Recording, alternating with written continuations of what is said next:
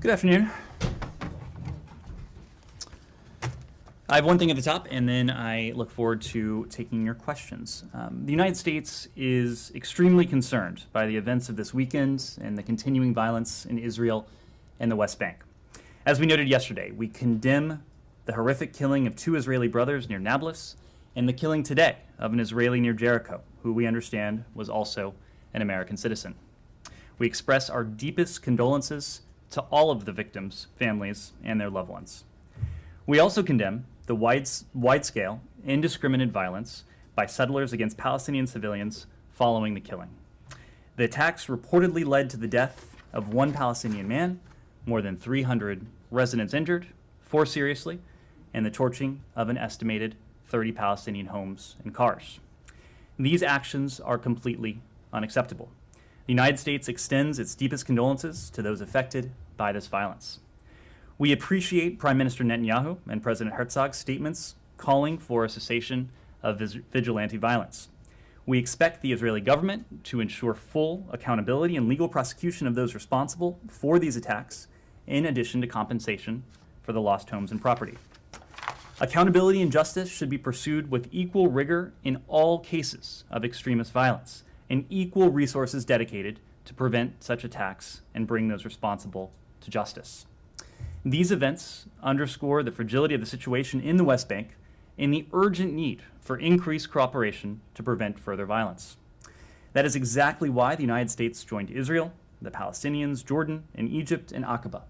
It is imperative that Israel and the Palestinians work together to de-escalate tensions and to restore calm. The United States and our regional partners will continue to work with the parties to advance the commitments made in Aqaba, and in the meantime, we call on everyone to refrain from actions and rhetoric that further inflame tensions. As we've said repeatedly, Israelis and Palestinians equally deserve to live in safety and security. With that, happy to turn to your questions. Michelle. Pick up on that. Sure. So the Israelis arrested a handful of these vigilantes and then have released most of them. So I'm wondering if you're satisfied with the Israeli response to that settler violence. There's an ongoing investigation. We wouldn't want to get ahead of the investigation, but we think the equal administration of justice is important. It's important in every context around the world. It's important in this context. We want to see full accountability and legal prosecution of those responsible for these attacks and for compensation for those who lost property or were otherwise affected. And in the pursuit of that accountability and justice, we believe it should be pursued with equal rigor in all cases of extremist violence. And with that in mind, we believe there should be equal resources dedicated to the pursuit of that justice. Yes? Hi. I noticed in your tweet yesterday you referred to the shooting in which 2 Israelis were killed as a terrorism, whereas the settler violence was separated. Was that deliberate? And if yes, how do you differentiate or decide when to use the word terrorism versus when not to? I think it's best not to parse and to go into definitions from the podium.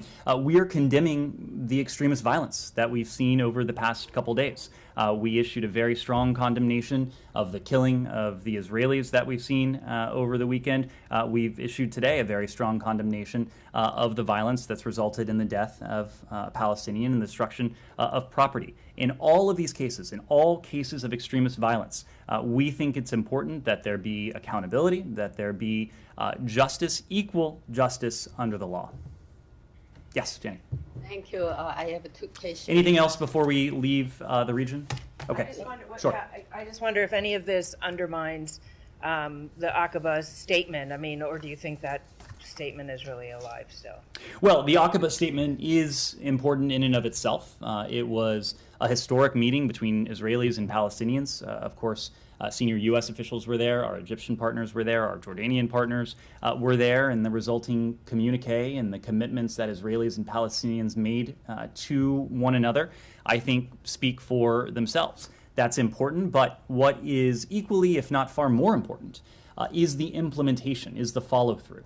And that's where we want to see Israelis and Palestinians fulfill the commitments that they have made to one another in Aqaba. Aqaba set out a path for both sides to de-escalate tensions and over the longer term to, we hope, build additional levels of trust between Israelis and Palestinians. But this is not a path that the United States or any other country in the region can itself walk down. This is a path that Israelis and Palestinians laid out for themselves, for one another.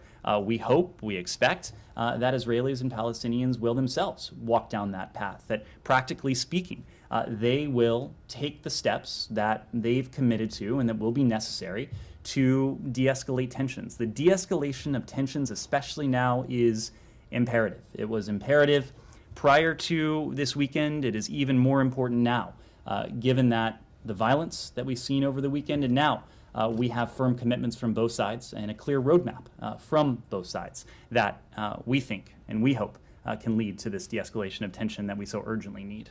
Will there be any other steps or follow-up steps after the announcement yesterday or the declaration? And what role did the U.S. play in convening this meeting?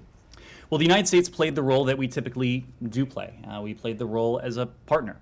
We helped bring the parties together. We're obviously grateful to our other partners in this, Egypt and Jordan, for the critical role that they've played, but we were there for the discussions. We supported the discussions. We welcomed the agreement that resulted from the discussions between Israelis and Palestinians and the other parties. As to the next steps, the most important next steps is follow-through, is to see to it that Israelis and Palestinians adhere to the commitments that they made to one another in Aqaba. They live up to the pledges that they have made to one another, but also importantly to the world. There is an agreement that emerged yesterday. It's important that it emerged publicly because the entire world is now able to see what the parties agreed to, and the entire world will be able to determine for themselves whether there is broad adherence to what was agreed to in Aqaba. That's certainly something we want to see, because we think the discussions that took place over the weekend and the resulting communique do put a path forward for Israelis and Palestinians to do what is precisely necessary, and that is to engage in de-escalation, to de-escalate tensions, and over the longer term, we hope to build trust. Anything else on the Middle East? Relaunch talks between Israel and Palestinians was on the agenda yesterday in that meeting, or?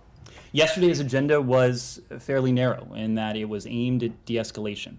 We think the communique that emerged from this session was a concrete manifestation of the desire of the parties represented at Aqaba to see de-escalation. This is not about setting out an entire path forward to a negotiated two-state solution. That is something we still believe in, of course. But what is most urgent, what's most imperative at the moment, is that the parties themselves move forward with these steps that will, in the first instance, de-escalate tensions. Yes, go ahead. Can't you do something to make it imperative, since it's been proven that the two parties were not able to do what you would like to see happening in terms of de-escalation and so on? So do you have anything to make it imperative?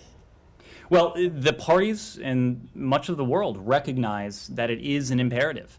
I only speak for the United States of America, and we have consistently spoken of the importance of de-escalation. But the fact that Israelis and Palestinians, not to mention Egyptians and Jordanians, gathered in Aqaba over the weekend, we think, we hope, is a very concrete manifestation of the recognition on the part of the two parties, but also on the part of two very important regional players, that there needs to be de-escalation, that the imperative for de-escalation is an urgent one. The fact that the parties gathered, the fact that the two parties, in this case, were able to make commitments to one another that, again, put out that path towards de-escalation, we think is reflective of the fact that the parties themselves recognize the need to de-escalate. Again, however, what is most important is not the piece of paper that emerged. It is the follow-through. It is the test of whether the parties will be in a position to live up to the commitments that they have made to one another, that they have made to their regional neighbors, and that the United States was on the ground to witness. We certainly hope and expect that's the case. Yes. The Israeli press is already reporting that some members of Netanyahu's government are saying that there will be no settlement freeze. Some of these members have been deemed outright fascistic. They've praised Baruch Goldstein, who massacred Palestinians. Isn't it imperative to address what they represent and what they are at this point? None of these members are the Prime Minister of Israel. We work directly with the Prime Minister, with his team, with our direct counterparts. We are going to, and this applies to governments around the world, judge governments on their actions. We think it is important that Palestinians live up to the commitments they made at Aqaba. We think it's important that Israelis live up to the commitments that they've made at Aqaba. Frida Parsi of the Quincy Institute just had a piece charging that the Biden administration has effectively given Israel a green light to possibly attack Iran. Is the administration in any way, shape, or form tacitly giving Israel a green light to attack Iran, and what would the administration response be to such an attack? I'm happy to come back to that, but before we move on to Iran, anything else on ISPAL? Yeah, I do. We need to move around. Yeah. Is your reading of that Aqaba statement a settlement freeze? Because I think Bibi Netanyahu also said that it was not a settlement freeze. The statement that was issued yesterday is one that the rest of the world can read. We think the statement speaks for itself. The Israelis agreed not to discuss any new settlements for at least 4 months, and not to discuss authorization of any new outposts for at least 6 months. Just as we expect the Palestinians to live up to their commitments, we expect the Israelis to do the same. Anything else? Yes, go ahead. One final question on this. Palestinian commitments. What are those Palestinian commitments? The statement at Aqaba is a document that the entire world can see for themselves. But it doesn't mention what the Palestinian commitments are. But this is a communique that was signed onto by the parties themselves, so would refer you to that statement. Janie, I know I called on you, and then we'll come back to Iran. No, Thank on you. Israel. Thank you very much. Sorry. Yeah, thank you very much. We'll take a couple more questions on Israel. Go ahead. Yeah, there is two reports. One of them says they agree to hold discussion on building more settlement, and the other one it says they agree to stop construction. Which one is, do you think, the true one, the real one? The real one is the statement that was issued yesterday. This was a statement that was signed onto by the parties that you can read for yourself. We issued it from here, from the State Department. There was a statement from the White House yesterday welcoming the communique. That was agreed to at Aqaba. That's the one that we stand behind and that we hope and expect the parties will fulfill when it comes to their commitments. Yes, final question on this? Yeah, I ask you about apparent Israeli violations of the Arms Export Act a week or two ago. And you said you weren't familiar with the laws that would cut off funding to any state that was a nuclear proliferator. Do you have anything further on that? I believe the team provided you some additional background on that. As in the past, we're just not in a position to comment specifically on this. Would refer you and any questions you may have on this program. How do you expect to have any credibility on this subject when you can't even acknowledge that Israel has a nuclear weapons arsenal? Again, I just don't have anything to offer on this. We refer any questions to the Israeli government as a practice when it comes to just about any country, certainly any partner. We don't speak in detail to the capabilities, to the programs of partners around the world, just as we would expect they would not speak to ours. You're referring me to the Israeli government about their own nuclear program. That's correct. About their own nuclear program. You can't acknowledge that Israel has a nuclear weapons program. One is China, one is North Korea. Do you know what kind of action did the Chinese government summon the U.S. consul to Hong Kong? I'm sorry, what was the question? Do you have anything about the Chinese government summon the U.S. consul to Hong Kong? they could. I don't have a specific reaction to that, as our representatives do around the world. Our senior official in Hong Kong is representing the interests, is representing the values of the United States. This is not activity that we undertake in relation to the PRC or to any other country for that matter. These are affirmative activities that represent our interests and our values, and we're pursuing that work in Hong Kong just as we are in places around the world. North Korea has declared that if the United States continues to treat them hostilely, it will be considered war. How would you comment on this? I'm sorry, it would be considered... Yeah, if the U.S. continue to treat them hostilely, it will be considered war. Janie, you know that we don't respond to provocations and we don't respond to propaganda. We have made our position on the DPRK, I think, crystal clear. We have a policy of seeking to bring about the complete denuclearization of the Korean Peninsula.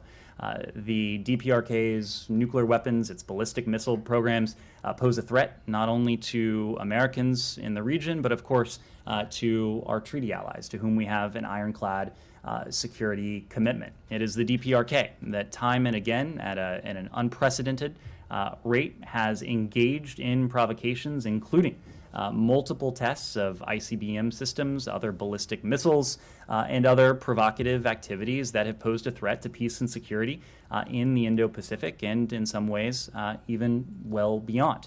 Even as we have pointed out, the threat that we and our partners in the region face from these programs and these dangerous provocations, we've made very clear that we have no hostile intent towards the DPRK. That is also why, for more than a year now, we have made very clear our willingness to engage in direct talks with the DPRK without preconditions to help bring about, to advance the prospects of the complete denuclearization of the Korean Peninsula. That remains our policy. It is the DPRK that, on the other hand, has only engaged in provocation after provocation and has rejected our diplomatic overtures time and again. Nevertheless, our diplomatic overtures remain. We would like an opportunity to discuss these issues face to face, if that's the preference, but we believe in diplomacy, even as we have made clear in word and in deed that we are going to stand by the security commitments that we have to our treaty allies, to Japan, to the Republic of Korea, to our allies around the world. Lastly, China countered that the United States should not interfere with whether or not it provides arms to Russia. How would you react to this? Well, we react to it by expressing our concern. And this is the concern that you heard Secretary Blinken articulate a couple weeks ago now after his meeting with Wang Yi in Munich. We are concerned that the PRC is contemplating providing lethal assistance to Russia for Russia's use in Ukraine for a number of reasons, including for the impact it would have on the battlefield inside Ukraine, but also because the PRC has attempted to maintain this veneer of neutrality. The PRC has told the world that essentially it is not taking a position, but rather it has tried to portray itself as an honest broker. In word and in deed, however, the PRC has been anything but an honest broker, leaving aside the question of lethal assistance, which we don't believe the PRC has provided yet, but we do believe it is considering. Leaving that aside, the PRC has already provided important forms of assistance to Russia, including in the context of its aggression against Ukraine. It's provided Russia with diplomatic support, with political support, with economic support, with rhetorical support, including by parroting Russia's dangerous propaganda, dangerous lies and disinformation on the world stage. That should be a concern, of course, to all of those who are standing with Ukraine and standing against Russia's aggression. It should be a concern to all of those who are standing with the UN Charter, the principles that are at the heart of the UN system, the principles that are at the heart of international law. The PRC, of course, issued a so-called peace plan in recent days. The first tenet in that peace plan was to call for the respect for the sovereignty of all countries. If the PRC were to abide by that first tenet, it would fall clearly on the side of the UN Charter. It would fall clearly on the side of international law. It would fall clearly on the side of all of those who are standing with Ukraine, who are standing against Russia in Russia's war of territorial conquest, Russia's attempted land grab in Ukraine. So we hope that the PRC begins to use its influence in a constructive way. There are countries around the world that, if they sought to bring this war to an end, would have a significant amount of leverage with the Russian Federation, with other key countries. The PRC certainly falls within that category. But to date, at least, despite the PRC's protests to the contrary, we have seen them very clearly take a side in this war. Can you comment on the Lukashenko's visit to Beijing? How do you guys view that? I don't have an immediate reaction to that, other than the fact that it is very much in line with the concerns we've had. The PRC and Russia have deepened their relationship, a relationship that was already deepening in recent months and, in fact, over the past several years. But the fact that the PRC is now engaging with Lukashenko, who has, in effect, ceded his own sovereignty to Russia, is just another element of the PRC's deepening engagement with Russia, with all of those who are engaged with and supporting Russia's brutal war against Ukraine. Sure. Yeah, please. Have there been any follow-up conversations between the Chinese and U.S. since Blinken's meeting with Wang Yi in Munich? There have been a number of conversations at various levels. Of course, the most senior conversation that took place most recently was the Secretary's meeting with Wang Yi in Munich. But we believe in the importance of maintaining open lines of communication. We have an embassy in Beijing. The PRC has an embassy here. There are officials in this building who are in fairly regular dialogue with PRC officials as well. So those communications have continued. But we believe in communications at all levels. It's why the Secretary felt it important that he saw Wang Yi in person in Munich. And it's why the Secretary was prepared to travel to Beijing earlier this month to continue the leader-level discussion between President Biden and President Xi that they had in Bali at the end of last year.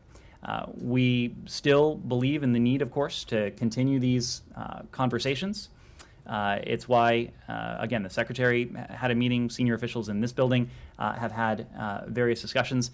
We believe in keeping those channels of dialogue open. Will you meet with Qinggong in India this week? I don't have any meetings to preview or to forecast it at this time. Obviously, the G20 brings together a number of countries from around the world. I think the Secretary has demonstrated, regardless of the country, if there is a message that needs to be conveyed, he is prepared to convey it to the appropriate counterpart, but there's not a meeting on the books at, Can I at ask, this since moment. it's back in the news, COVID origins, is this something you've brought up with the Chinese, or is it something the building is looking into, and do you have any comment on the Energy Department's assessment that came out this week? It won't surprise you to hear I don't have any comment on purportedly classified assessments that may have been put forward. The National Security Advisor, others have spoken to this in recent days. It boils down to the fact that there are a variety of views within the intelligence community. There are some elements within the intelligence community that have reached conclusions on one side. There are others that have come to conclusions on the other. There are a number of intelligence community agencies that have put forward an assessment that essentially makes clear they don't have enough information to conclude one way or another. But to your question, we have repeatedly raised the underlying question with our PRC counterparts. For more than 2 years now, the PRC has been blocking from the beginning international investigators and members of the global health community from accessing information that they need to understand the origins of COVID-19. This is about the question of the origins of COVID-19, but just as importantly, if not even more importantly in some respects, It is about preparing the world to withstand and ultimately to prevent another global pandemic. In order to prevent a future pandemic, we need to fully understand the one we're still emerging from. The president and others have directed his team to do all we can to get to the bottom of the origins of COVID-19, again, to garner a better understanding of how we can prepare ourselves to confront future pandemics. This is something that we have raised with the PRC repeatedly because it matters to the American people, it matters to people around the world, and it should be of concern to the people of China, who have also suffered tremendously from this current pandemic. Dylan? Yeah, Ambassador Burns said this morning, the ambassador to China, that China's going to have to be more honest about what happened 3 years ago in Wuhan for you to continue working together productively. Do you have any comment on that? Anything to add to that? I mean, is there anything specifically you're doing other than just continuing to ask China to be more transparent? Because obviously they're not doing that. So it is essentially what I just said, Dylan. We believe in the importance of doing all we can to understand the origins of the COVID-19 pandemic, both in the context of the pandemic we're still emerging from, but also to better prepare ourselves for any future pandemics that are to come. We're doing a couple things. We are, and the president has tasked the intelligence community now to prepare assessments, now multiple rounds of assessments on the origins of COVID-19. And so that is an effort that is in-house, as it were. The intelligence community and all of its constituents, departments, and agencies are scouring the information that's available to them to put together assessments about the most probable origins of this. When it comes to those assessments, there have been some agencies within the intelligence community that have come down on one side, others have come down on another, and others have reported that there's insufficient evidence to come to any firm conclusion at the moment. But as with any intelligence assessment, we are always incorporating new information, new facts, new details from every source of information available to the U.S. government. Some of that is open source information available to everyone. Some of that is information that is available only to the U.S. government, and we'll continue to do that. The other part of this is continuing to impress upon the PRC the importance of transparency. And this is an issue that we've been clear and candid with the PRC on from our earliest engagements at senior levels with the PRC. The president has raised this, the secretary has raised this, the national security advisor has raised this.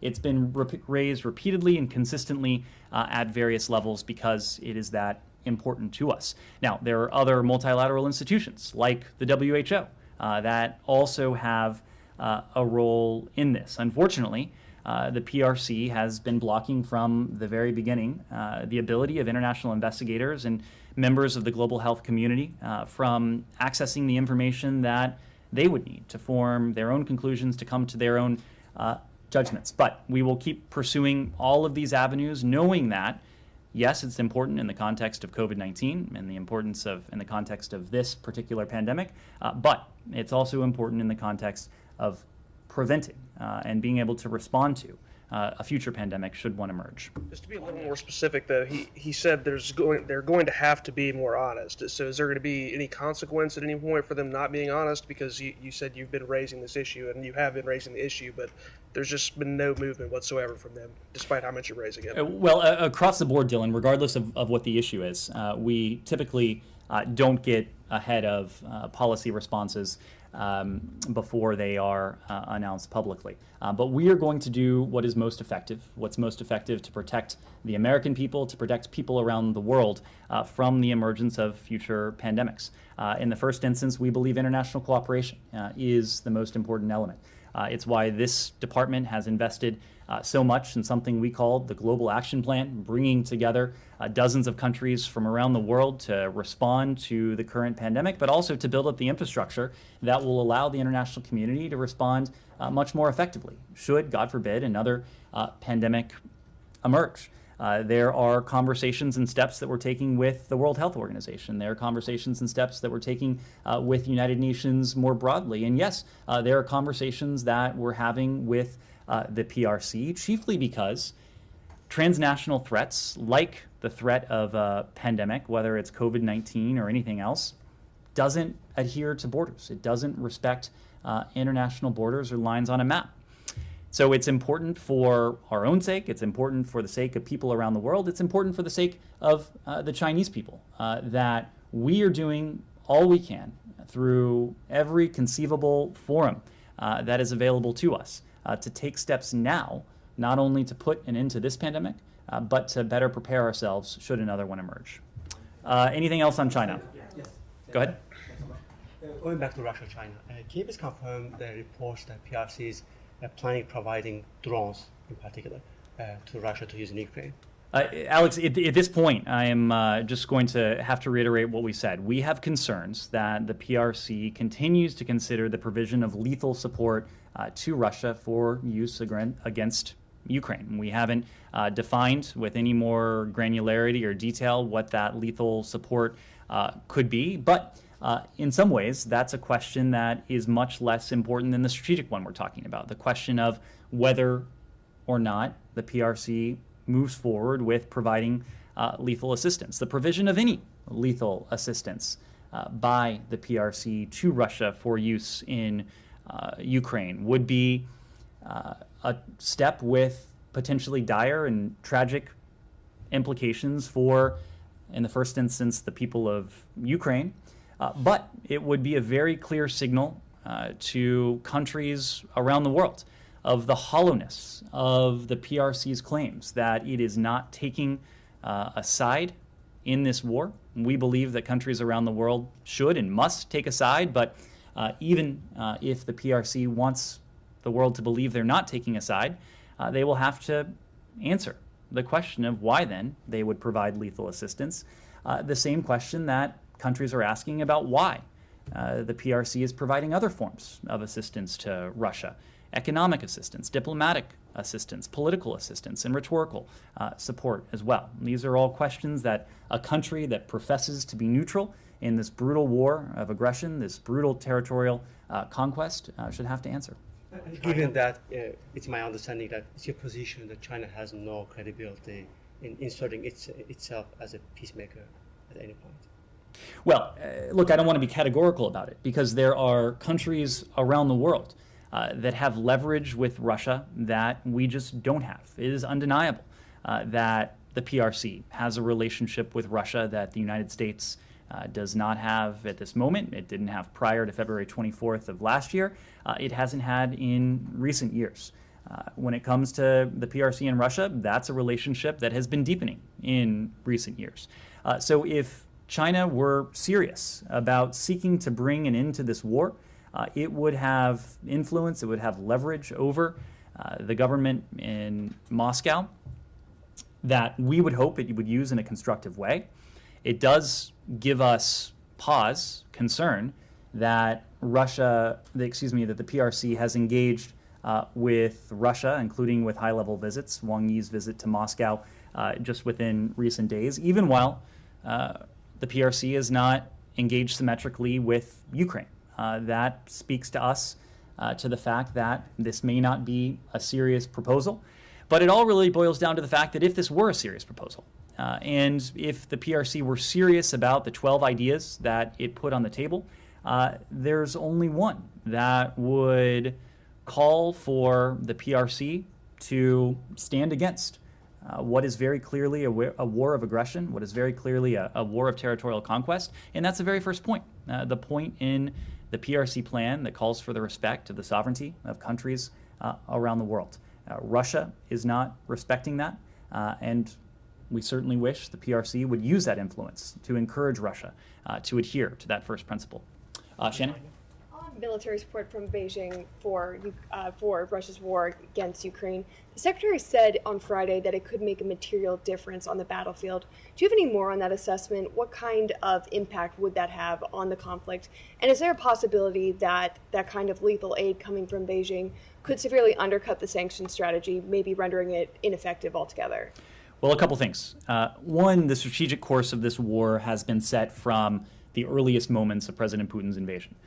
This has been a strategic failure from the earliest days when President Putin sent his forces across the border in an effort to topple the Ukrainian government, to subjugate the Ukrainian people, to erase Ukraine's identity, and to deny its democracy and its freedom. Of course, that has failed. It will continue to fail, and we don't envision anything changing that strategic outcome for Ukraine or for Russia for that matter.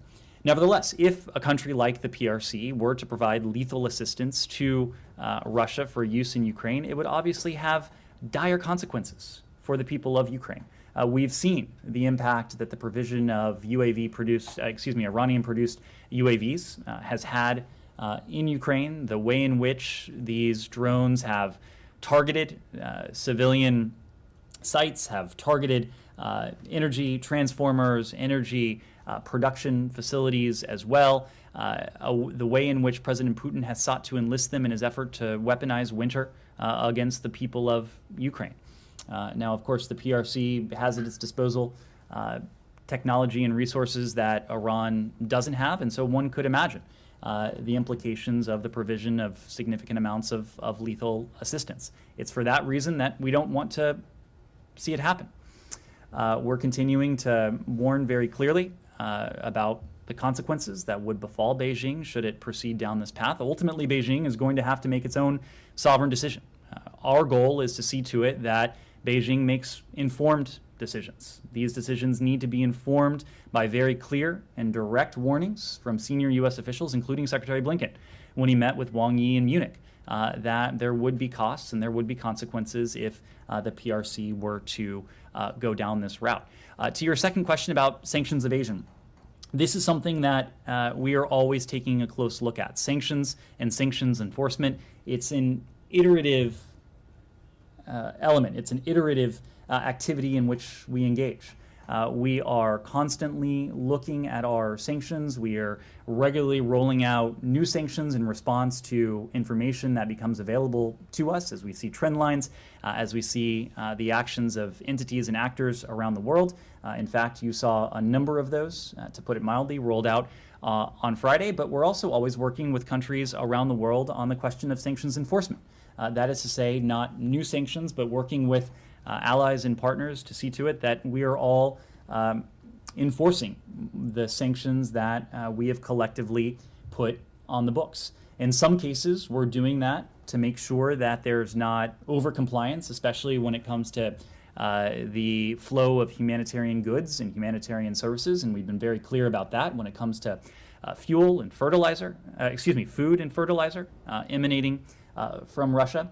But in some cases, we are working on sanctions enforcement to make sure that everyone is living up to the commitments that we have made using our domestic authorities or that blocks of countries have made collectively. Do you have any comment on the Saudi foreign minister visit to Kiev today? And does it help in the U.S.-Saudi rapprochement? This is something that we very much welcome. We very much welcome the visit of Saudi Foreign Minister Faisal bin Farhan Al Saud to Kyiv, along with a senior Saudi delegation of humanitarian and energy officials. We also welcome the arrangements announced during the meetings in Kyiv for Saudi Arabia to provide Ukraine more than $400 million in energy and other forms of essential supplies, and for which deliveries are expected soon. We have taken actions to provide assistance to Ukraine that will advance its overall security, its economic recovery, its energy security, and capacity to cope with the ongoing humanitarian crisis created by Russia's attacks. And we warmly welcome the actions of a party like Saudi Arabia with similar ends in mind. Does it help the rapprochement between the U.S. and Saudi Arabia? Well, look, this is a relationship that is 8 decades old. It's an important relationship. It's one that we value. We have a multiplicity of interests when it comes to Saudi Arabia. We always appreciate it when our partners are, in turn, providing important forms of support to our other partners. We look at it in that regard. Yes, go ahead. Thank you very much. I've got a question about Sweden and their NATO application. As we also know now that the trilateral talks are going to start on March 9th. So there's this statement from the Deputy Head of Counterterrorism at SAPO, the Swedish Security Service, told the state television that the PKK receives a significant amount of funding in the country, and that's a quote from the Deputy Head. And it's been 9 months since the trilateral memorandum where they pledged that they're going to eradicate the PKK funding and activities on Swedish soil. Is it not concerning from the US perspective that even 9 months later they're still struggling with the PKK challenge? So a couple of things on this. Number one, this is not a bilateral issue for the United States. From our perspective, we've been clear that Finland and Sweden, we believe, are ready to join the alliance. They are important partners of ours in many respects. They're advanced democracies. They're important security partners whose militaries have exercised with our military over the course of decades now. This is a question for NATO. This is a question for Turkey. This is a question that we understand will be on the table when representatives from Finland, Sweden, and Turkey engage again next month on these accession talks. Finland and Sweden have taken important steps in line with the commitments, the trilateral communique signed between Turkey, Finland, and Sweden that emerged from Madrid in June of last year. Finland and Sweden have taken these steps. Ultimately, this is going to be a question for Turkey. Ultimately, this is going to be a question for Turkey as to whether the steps that they have taken fulfill the trilateral commitments that they've put forward. Sorry, that's why I've been asking this question. Actually, you and I have been over this issue for a couple of times now, because the United States makes it really clear that they are ready to join NATO.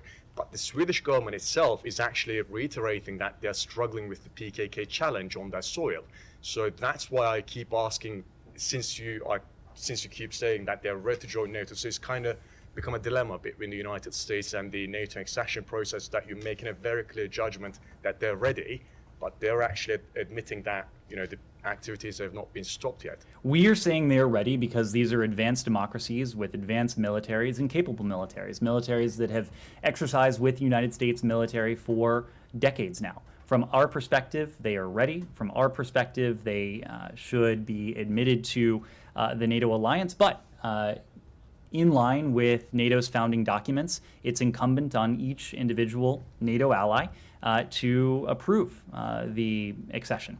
For our part, this administration and the U.S. Congress acted in what I believe is record speed, sending the ratification treaty forward for the president's signature quickly over the summer.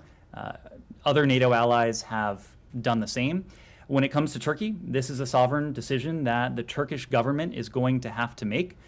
We have discussed this with our Turkish partners. More importantly, Secretary General Stoltenberg, our Finnish counterparts, our Swedish counterparts have discussed this with their Turkish counterparts. So would you say that those concerns are legitimate, especially given the Swedish statements? This is going to have to be a sovereign decision on the part of our Turkish ally. We understand and we respect the legitimate security concerns that Turkey has. We've spoken at some length about the fact that Turkey has faced more terrorist attacks on its soil than any other NATO ally.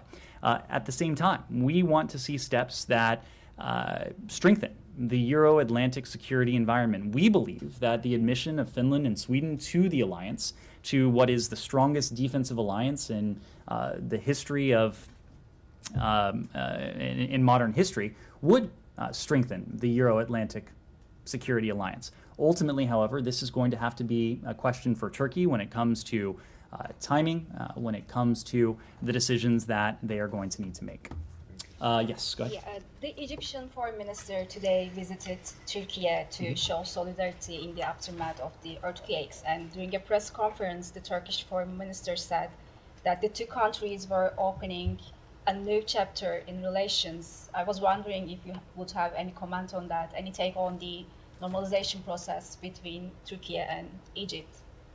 I understand from the foreign minister, from his public statements, that this was a humanitarian visit. He traveled, as he said, to work on and to contribute to the response to the devastating earthquake that has taken tens of thousands of lives across both Turkey and Syria, and that's affected tens of thousands of more across both countries. The United States, for our part, has engaged in similar humanitarian activities.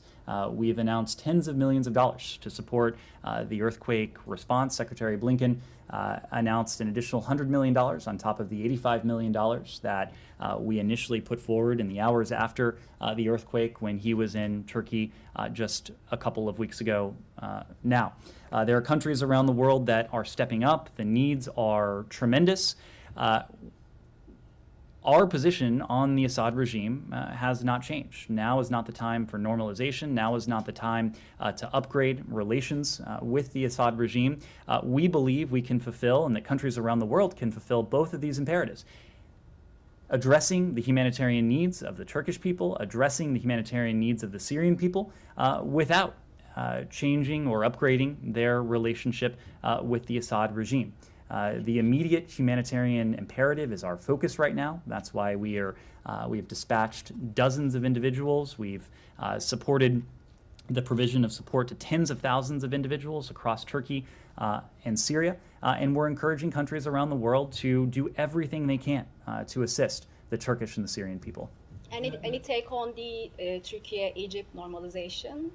Again, the statement that I saw from the foreign minister spoke to this as a humanitarian gesture. Our position on this has been long-standing. We do not believe that it is the time to upgrade or to normalize relations with the Assad regime. What we're focused on is addressing the humanitarian needs of the Syrian people. And as countries around the world focus on the humanitarian needs of the Syrian people in the context of the earthquake, we think it's important still that countries remember that this humanitarian plight, this humanitarian emergency, long predates the earthquake from earlier this year. The humanitarian emergency that the Syrian people have faced for more than a decade now is largely a man-made one. It's a man-made one owing to the actions of the Assad regime, the brutality that the regime has inflicted on its people, and even as the world reacts with historic levels of generosity towards the people of Turkey and the people of Syria, we think it's important that the Assad regime's track record not be forgotten, even as we prioritize this humanitarian response. Let me move around. She meant the Egyptian foreign minister because you were talking about the Assad regime. I think there was some miscommunication there because She the meant Egyptian the foreign rapprochement minister between was in Egypt Turkey. and Turkey, not Egypt and Syria. Oh, I thought you were talking about Egypt and Syria. No, no. Egypt Turkey, and the Turkey. Egyptian foreign minister was in Turkey for the first time in 10 years. Got She it. was asking about that. On that question, of course, both Turkey and Egypt are partners of ours. We always encourage the improvement of relations between important partners. It is, of course, a fact that Turkey and Egypt are important partners of the United States. Yes. Thank you, Go Ned. ahead. Today, Iran's foreign minister spoke at the opening session of the UN Human Rights Council in Geneva. I'm going to read two quotes from him, and then I'll ask my question. Quote number one: "Human rights are at the core of our values." And quote number two: "No state should coerce others to self-styled interpretation of human rights." Are human rights open to interpretation, or is it a basic fixed set of standard principles? So first, Gita, Iran's human rights record is deplorable, and the foreign minister's appearance in the Human Rights Council, we think, serves as a disturbing reminder to the world of the hypocrisy of the Iranian regime as it continues to violently suppress what are peaceful protests and flout the international community's calls for accountability. In light of this, we did not have our ambassador in the chair when Iran spoke. Only a U.S. note taker was in the chamber at the time. To your broader question about human rights, look, this is an excuse that we often hear from countries with the worst human rights records around the world, claiming that human rights are subjective and they need to be context dependent. The Universal Declaration on Human Rights, the first word is universal. There are rights that are universal to people around the world, meaning they belong and neatly belong to every individual around the world, regardless of whether that person is in the United States, whether that person is in Iran, or any other country. There is nothing subjective about that. Iran is a member state of the UN. The UN Charter is predicated on some of the same ideals that are in the Universal Declaration of Human Rights, the idea of universal rights around the world.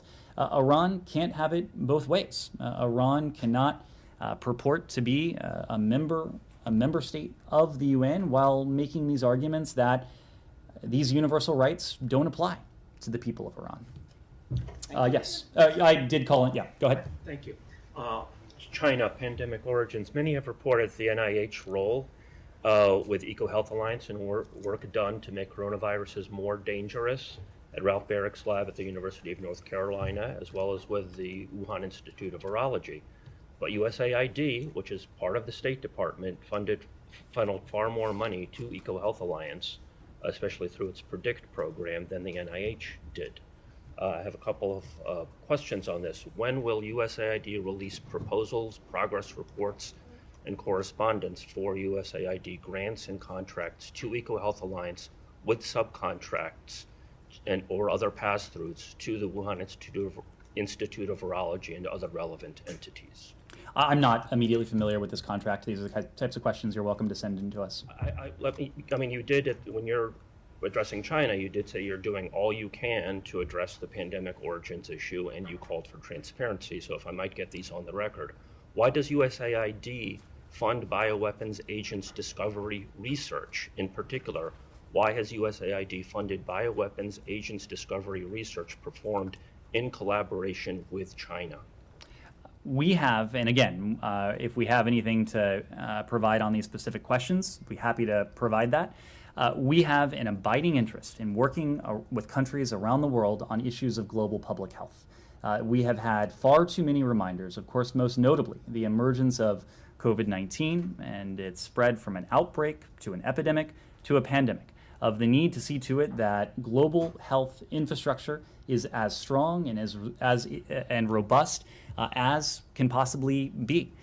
We have an interest in working with countries around the world on transnational challenges. By their very definition, they are transnational. They do not respect borders. They are not confined to one country or a block of countries. And again, COVID-19 was as good a reminder as any other illustration that we've had in recent years of the imperative of working with countries, even when we have profound differences, profound disagreements with a particular country, working together when we can on transnational threats. Public health, infectious disease, these are transnational issues. Infectious diseases are a transnational threat.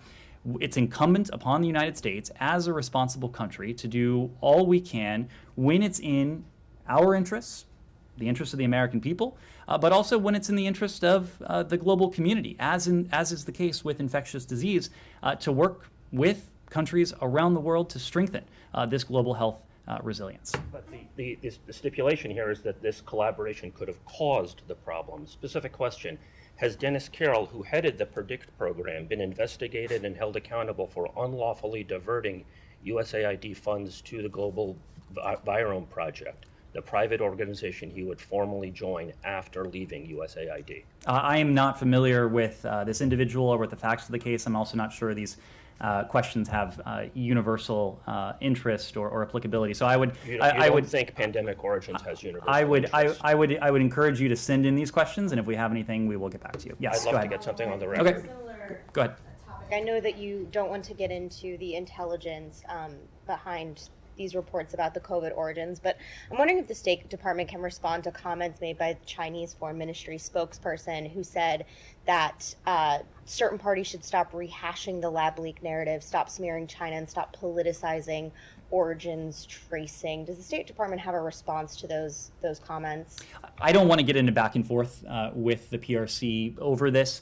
Our interest in this is an affirmative one. Our interest in this is understanding the origins of COVID-19 so that the world, and the United States, of course, can be better prepared to respond should another infectious disease emerge. Should an outbreak become an epidemic, God forbid, should it become a pandemic. This is our interest in the questions of the origins of COVID-19 and in better understanding the emergence of previous infectious diseases, how the world has responded well, where there are areas for improvement, all with an eye to saving lives going forward. Broader picture with China, are you concerned that this new reporting, in light of the spy balloon, in light of China's concern about providing lethal weapons to Russia, are you concerned that bringing this COVID origin back into the light is going to exacerbate tensions with China even more, given that this was their response to that?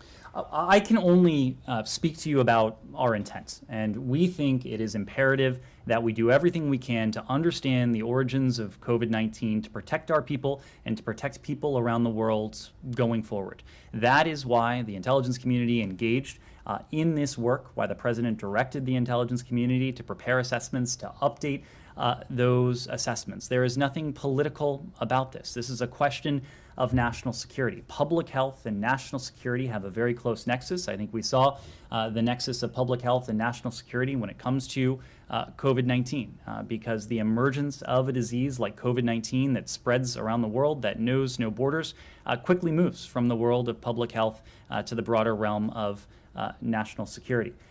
We would wish to see from the PRC a greater degree of responsibility, a greater acknowledgement that it's in the interests of the Chinese people, yes, to better understand the origins of COVID-19, but it's in the interests of people around the world to understand the origins of COVID-19. Again, because this is not just about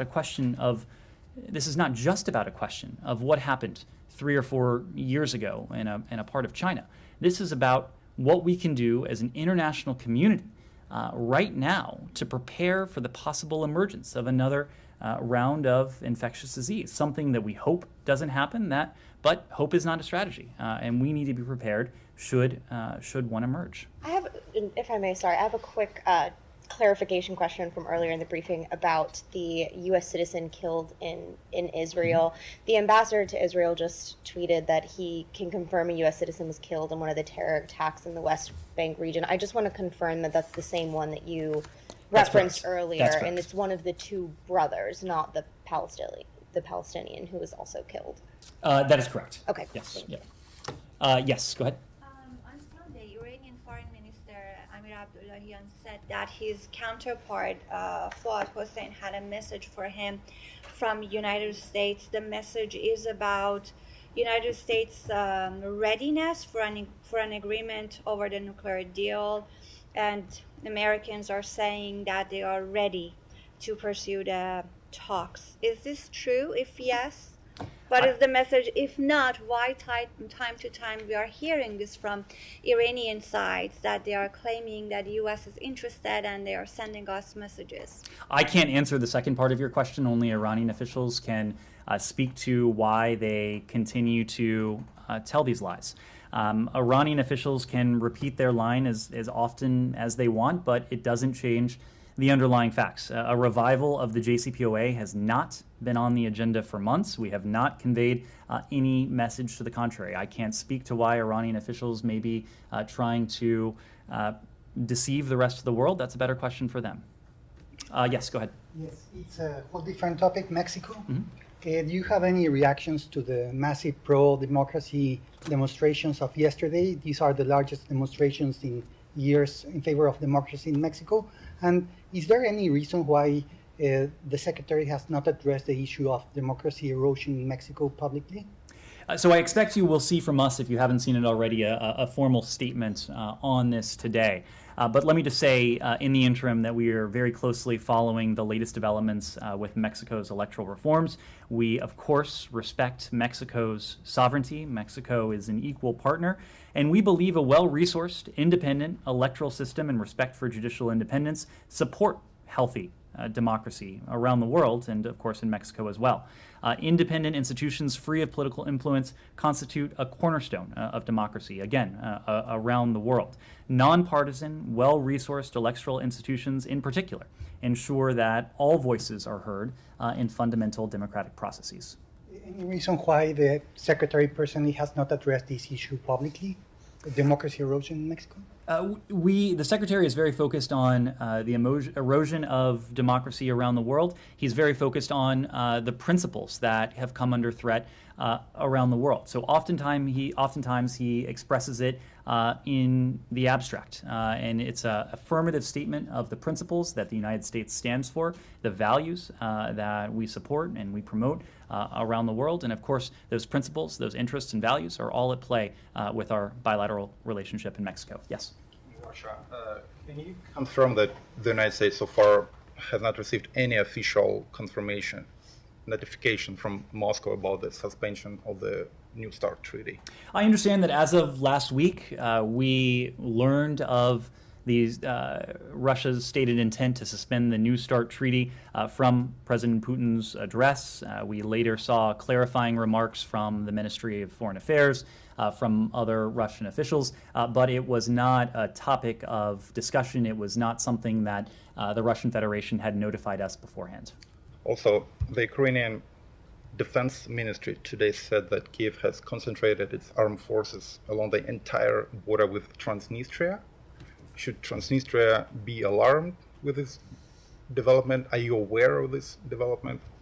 We firmly support Moldova's sovereignty and its territorial integrity. On that basis, we support the OSCE-led 5+2 process to find a comprehensive, peaceful, and lasting settlement that will provide a special status for Transnistria with a territorial whole and sovereign Moldova. And we continue to encourage Chisinau and Tiraspol to work together to identify solutions to pressing concerns of communities on both sides of the Dniester, and we're pleased to see the sides continuing to meet to discuss these very concerns. We support the critical role of the OSCE mission to Moldova in advancing the Transnistria settlement process, and it's ultimately up to Chisinau and Tiraspol to identify a suitable political solution that respects Moldova's sovereignty and territorial integrity with a special status for Transnistria. Since you raised it, there's a broader concern that we have, that our Moldovan partners have, and that is with Russia's intent, its malign influence in and around Moldova. We know that Russia has a long history of malign influence, both in Moldova and the region, and we've worked closely with Moldova to build its resilience and to be able to counter longer-term efforts by Russia to undermine Moldova's democratic institutions. So that is a concern to us. It's a concern we have heard very recently from Moldova's democratically elected government, from President Sandu, from the new Prime Minister, and it's something we're continuing to work with our Moldovan partners to counteract. But it's not Russian forces that are currently lined up against the Transnistria region. You agree with that? I agree with the fact that Russian influence and Russian-backed forces have been operating on sovereign Moldovan territory for some time now. That is why we have thrown our support squarely behind the OSCE-led 5+2 process. We believe there needs to be a comprehensive, a peaceful, and a lasting settlement that will provide this special status for Transnistria within a territorial whole and sovereign Moldova. A quick question about Secretary Blinken's travel to Kazakhstan and Uzbekistan. He's going there soon. Do you have any more details about his agenda there, and will he raise the issue of the Russian sanctions implementation with the leaders? So we did a pretty comprehensive call late last week where we laid out the Secretary's agenda. As you know, he's currently on his way to Kazakhstan. He'll go to Uzbekistan. He'll go to India before returning back to D.C. later this week. This is his first travel to Central Asia as Secretary. He'll focus on energy, facilitating the critical minerals to the market, upholding the independence, the sovereignty, the territorial integrity of our Central Asian partners, and promoting respect for human rights and fundamental freedoms. In Astana, he'll meet with senior Kazakh officials to further our cooperation on matters of joint interest to us. He'll then participate in a forum that we've invested quite heavily in, the C5+1, in the form of a ministerial to reaffirm our commitment to, again, the independence, the sovereignty, the territorial integrity of our Central Asian partners, as well as to collaborate on regional solutions to shared global challenges. This forum will focus on the economy, on energy, on environmental and security cooperation between the United States, Kazakhstan, the Kyrgyz Republic, the Republic of Tajikistan, Turkmenistan, and the Republic of Uzbekistan. He'll also have an opportunity to meet bilaterally with all the members of the C5 to discuss some of these very issues before traveling to Uzbekistan and later to India, where he'll attend the G20. Yes? On the India trip, it looks like he has 3 elements of that trip, G20, Quad, and the bilateral. Can you give us a sense of what he's going to talk on the bilateral issues and about the Quad as well? Well, I don't want to go too far into this because the Secretary has a couple stops before he gets to India. He'll also have an opportunity to address all of this before he gets to India and from the ground in New Delhi. But India is a global strategic partner of ours. We have a wide, broad, deep relationship with India. There will be a lot on the agenda in the bilateral relationship and in the multilateral engagements he takes part in on the margins of the G20. We share a vision with India of a free and open Indo-Pacific, and India is a key partner of ours bilaterally in the context of the Quad as well, other international groupings, even as we've attempted to stitch together some of the partnerships in which India has been a key player. We've spoken quite a bit recently of I2U2, a new partnership that involves India, it involves the UAE, it involves the United States as well.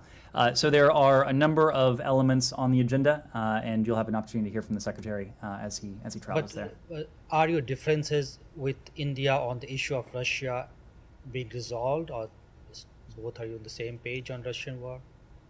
You've heard very firmly from Prime Minister Modi the belief on the part of the Indian government that this is not an era of war.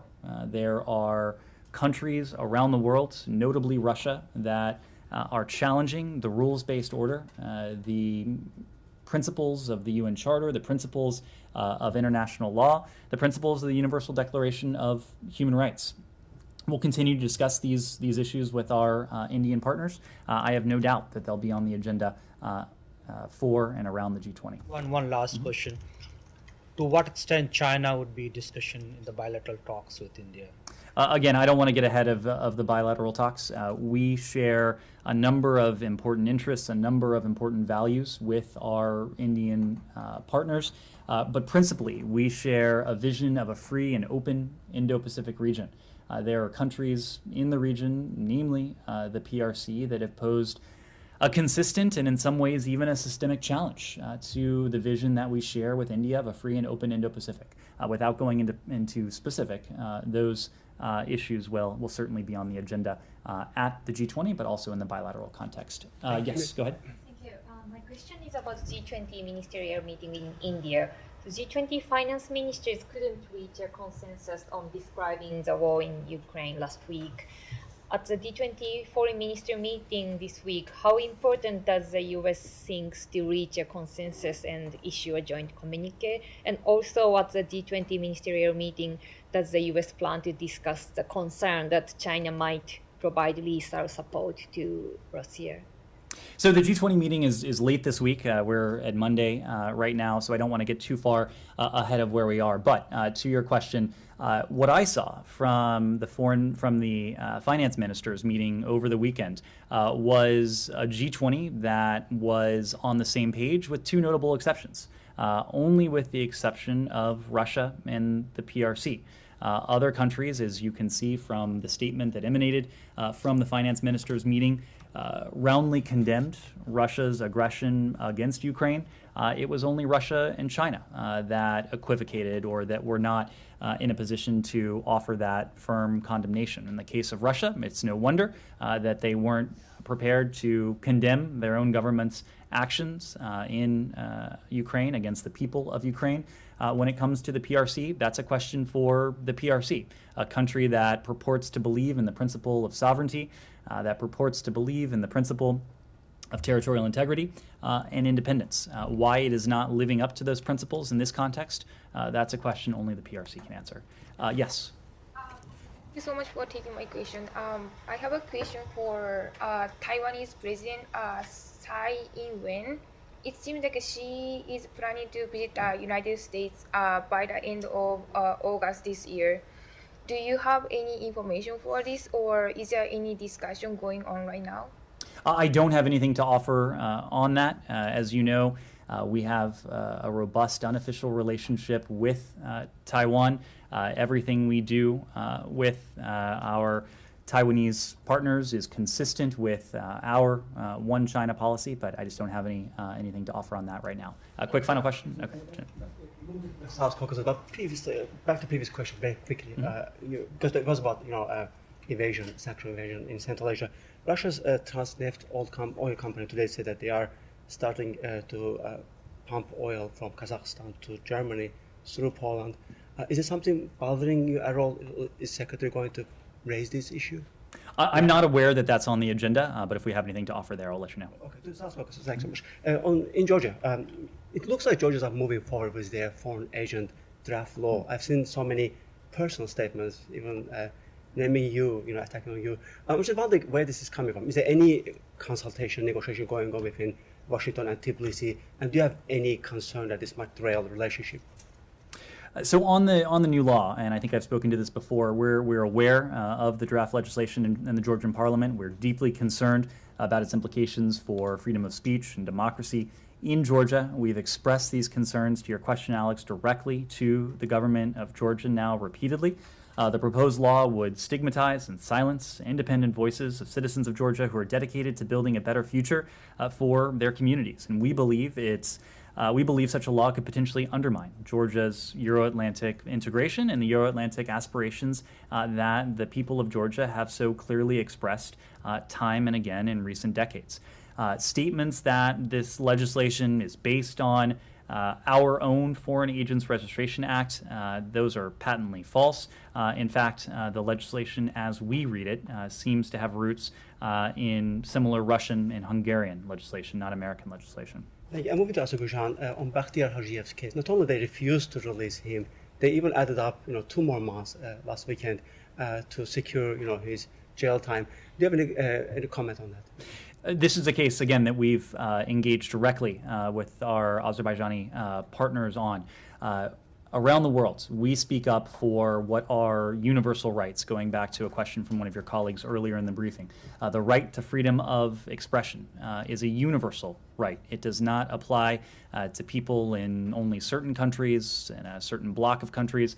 These are rights, and this is a principle that applies to people around the world. And anytime we see a universal right come under threat, whether systematically or in specific cases, we don't hesitate to raise those concerns. We've raised these concerns publicly, as we've discussed in this briefing room, but we've also raised them privately with our Azerbaijani partners. Jenny, go ahead. Belarusian opposition leaders are saying that a group of, quote, partisans have destroyed a Russian military aircraft outside of Minsk. Has the U.S. been able to confirm this, and is this something you'd condone? I've seen the reports. I don't have anything for you beyond the reports that we've all seen. Thank you very much. Thank you.